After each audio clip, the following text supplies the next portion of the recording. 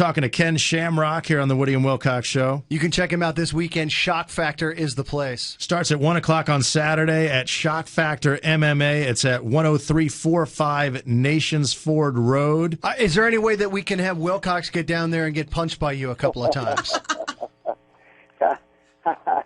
Yeah, I think that might be a little bit risky for me. Yeah, well, I think riskier for me, actually. I was going to say, I think he'd be the one that would end up in trouble. So you used to do some training here in Charlotte, didn't you, back in the day?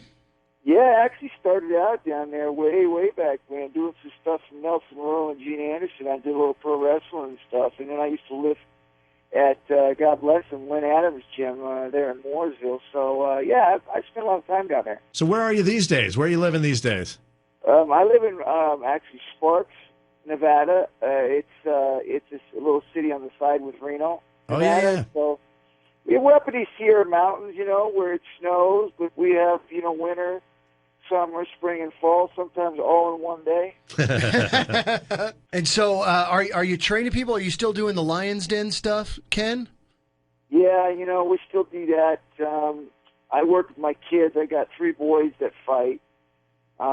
So I'm still kind of tapped into that. We're also, in the works of doing some promotions. Also want to change it up a little bit. The way that MMA is going now, it's just getting too predictable and the same stuff over and over again. So we're trying to throw a little mix in there and spice it up a little bit. So we got some plans to do that. And MMA is bigger than ever, and Ken's going to have the opportunity for you to join an MMA gym. But this is it's more of a family-friendly type of gym, right? This is not just blockhead guys knocking each other out. This is going to be something that the whole family can do to get fit. Absolutely, and that's one thing I think that for a while, I think it's starting to change a little bit, but for a long time, MMA had this thing around it where, people just couldn't come in and learn it. It was just too freaky and, too brutal. But the reality is that it is a great technique to learn, which is the grappling, and then the striking to put together with it.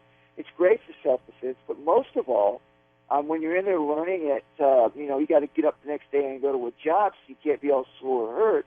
But it's also great for fitness, for women to come in there and start learning and understanding a little self-defense at the same time, get in great shape. I was just going to say, it's great for chicks because I've taken Muay Thai for the last year, and I love it. I love hitting stuff. I think it's awesome.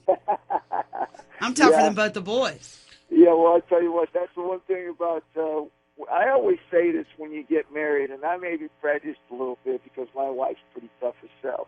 But I always say this, listen, if you're going to get married, you might as well get one that will back you up in a fight.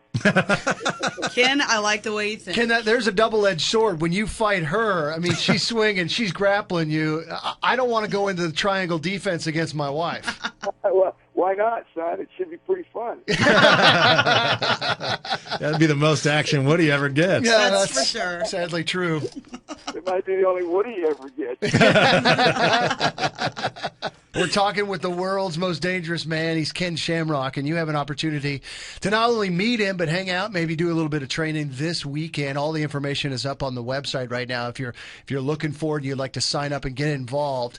And Ken, I know you've got kids that are fighting. When you put your kids in the octagon, does it scare you at all? No, it doesn't. I just like with any parent when their kid does something, they get excited and nervous because, it's your kid, right? But as far as me putting him in the ring, I'd rather put him in an MMA ring and do that rather than put him on a football field or a wrestling mat. Because to me, I've done it, and I know the dangers of it. And the way the sport is today, it's been just really protected. And I think there's a lot less chance for them to get a serious injury doing this than it would be like in football or hockey or something like that. I think that there's just, the opportunities in those sports are just, now you got weapons and stuff on your body that is not natural, like plastic helmets and plastic shoulder pads. You're able to, those are weapons and stuff. But in fighting, you got a glove, and then you're in there with your own body and stuff. So to me, it just makes more sense. And if you train them properly and they're in with the right opponent, they're not in over their head, most of the time I think you go in there and it's going to be a competitive fight and they're going to be fine. It's Ken Shamrock, the world's most dangerous man, and you can check him out this weekend. Shock Factor is the place. Starts at 1 o'clock on Saturday at Shock Factor MMA. It's at 10345 Nations Ford Road. When you take a look at professional wrestling, because I know you're one of the guys that I can't think of anybody on the planet that has more titles than you. From scripted fighting, like the World Wrestling Entertainment, to real fighting like MMA. I mean, is there a title you don't hold? Because you were tag team champion, intercontinental champion, MMA champion, you were a pride champion. It goes on and on. Yeah, I don't know where it comes from. I think it's just been God-given. I've been really blessed with some athletic ability, and I went in the right direction. I was a kid. I got in trouble. I was taught by my father how to direct that anger into something positive. And, so that's what I did. And I excelled in sports, and I just felt really good being there. And, the toughest thing I think that I not the toughest, but probably the one thing I had to change into was being able to go from a real fighter into an entertainment fighter. Because even though you're in there and you have these scripts and things like that, it gets downright real sometimes. So you have to learn how to protect yourself. You have to learn how to fall. To me, when people say scripted or entertainment, it's almost like, yeah, but because you still have to take the falls, you still have to take the chairs, you still have to take the slams and all these things, and they're dangerous, as you people have seen already. You got people that have died in there already, or you've been paralyzed from the neck down. Right. So it's a sport that I think should deserve some credit for athletic ability, for sure. We're talking to Ken Shamrock. He's going to be in town Saturday this weekend for the grand opening of Shock Factor MMA. You got a chance to meet him. Ken, you talked about it a little bit there. I know you had some tough times coming up. Do you have any advice maybe for somebody who's young and listening right now and, maybe going down the wrong path, how they can try and turn their life around using sports the way you did? Yeah, and that's also, too, now that you bring that up, that's something that we're getting involved in. I just got done doing a speaking engagement over in England with a group called TEDx. And so there's a lot of great speakers that go there. And one of the things that I talked about was the way that our children and the system that our children are being brought up in, the kids that are actually not so well off, where they have parents maybe, or one parent, or a divorce, or something that has happened where these kids have gotten themselves into trouble, and then they're put into the system. And the system basically doesn't have the money to be able to do the proper things they need to do to help them. So they get placement to placement, just to punish them, but yet they're not really doing anything to rehabilitate them and try and get them going in the right direction, which is where I had the opportunity from a man who owned a group home who really took the time to do something with it. But those just aren't out there anymore. And so these kids are just being funneled around. And, so I'm getting involved in it now because I figured, I have the same kind of opportunity that my dad could do for me that I could personally do for hundreds of other kids. So, I think it's really a personal honor for me to be able to turn around and do that, which was done for me. And so we're doing this thing for boys and girls. We've got a home that'll hold 100 girls, 100 boys that we're in the process of trying to put together right now. And with this TEDx speaking thing, we were looking at people because of the government or the state doesn't have the money to fund these things. And I thought to myself, these are our kids, our children in the world that are growing up, and that if for some reason some friend or a family member or something where their kid has done something and get them into trouble and they get put into placement, don't you want some place for them to go to be able to, at least go in the right direction, not be trained to go in the wrong direction? So I put it back on the people. I put it back on ourselves that, get involved, figure out ways that you can donate money to different homes and different children projects, which we're doing. I'm trying to get people to donate money towards what we're trying to do because, to me, it's an important issue because these are kids, and everything that you do in life has to start at the bottom and build your way up to build a great foundation, and these kids are just not getting it. Makes a lot of sense, absolutely. It's Ken Shamrock.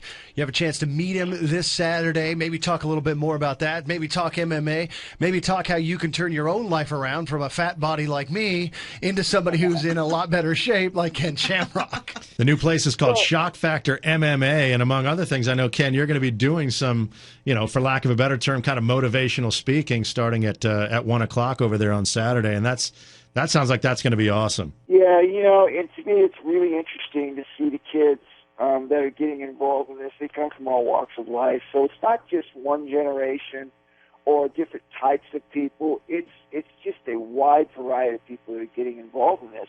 And the one thing I could say is with what helped me was that I had anger issues, and I mean seriously, I would get in fights if someone looked at me wrong.